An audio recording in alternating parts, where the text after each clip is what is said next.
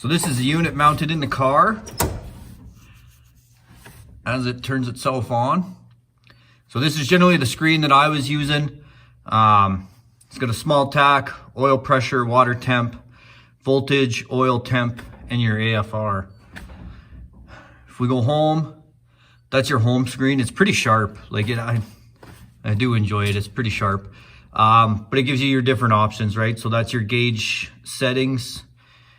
This will record your telemetry, max RPMs, max speeds, all that stuff. Again, to this point, still haven't played with it. And then you got your graph. This will tell you your speed. It's basically got speed, tach, boost, and then your G-forces and kind of how everything's working in conjunction with each other. Again, never played with that. You got your record. You have to have a computer hooked up to it.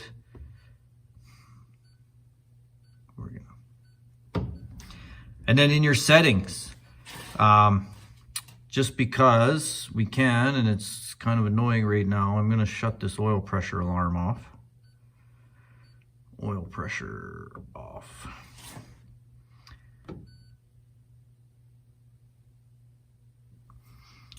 And then we've got our settings.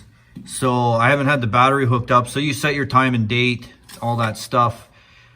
You can choose your units, right? You got your language settings, you got your unit settings. Everything's there for your preference, right?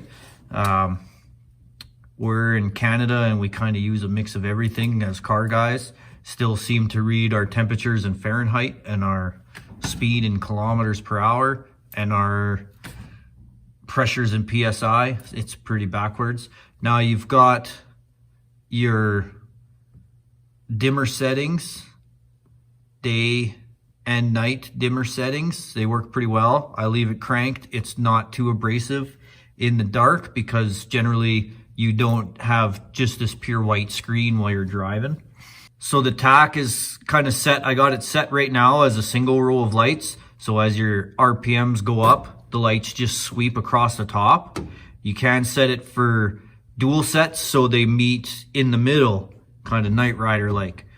I find this was a little more tunability, so you can just pick which colors you want and then the corresponding RPMs. As I mentioned before, I would prefer to have that dialed in a little more, just in case you're like me and you have your RPM limiter set at 7,400, not 75, right? They go up in 500 RPM increments, but it's really easy to manage. And so I knew exactly if I was clipping that first red light, I was getting pretty close to my RPM limit. Works really well and super, like I said, super customizable. The next page, you set your cylinder number up. So that's for the tach, so it knows what to read.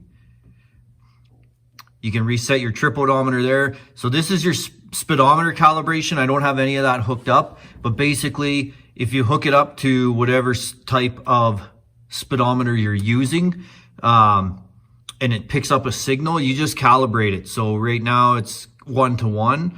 If you figure out where, say for instance, 30 kilometers an hour is, and you're only running 15 kilometers an hour, well, you change that to a 2-to-1 ratio, and it'll make the connection or the calibration for you. And then down here is all your alarm settings, so you can set your alarms as to what you want. So the only ones you can't set an alarm for your EGT, your AFR, or your boost, but everything else you can set a speedometer alarm, oil temperature, tach,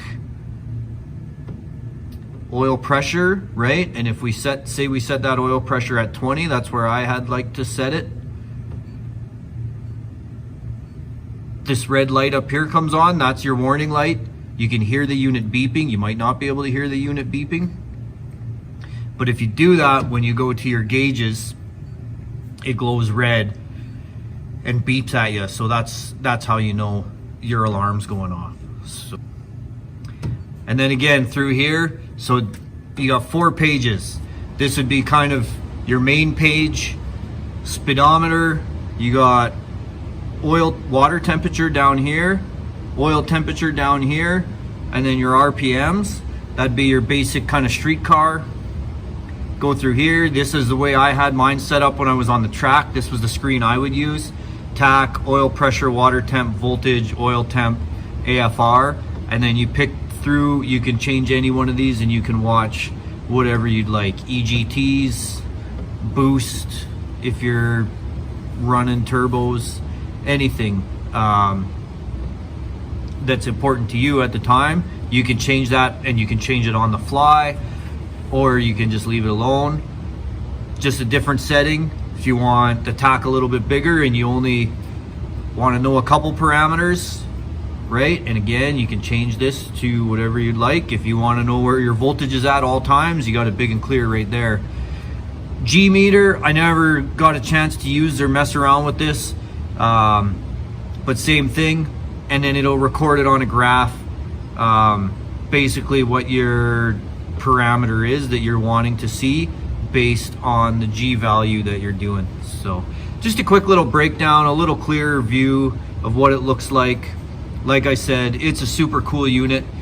I don't know if I'm going to keep it in this car for the time being, just for the sole fact that I can't utilize it to its full capabilities. If it was a road course car or a street driven track car, that's what this would more be suitable for. But like I said, I put one pretty intense race weekend on it, and it held up really well. Easy to read, easy to adjust, super cool. So I'd recommend one for the price. You're not going to get anything comparable in around the same price point, right?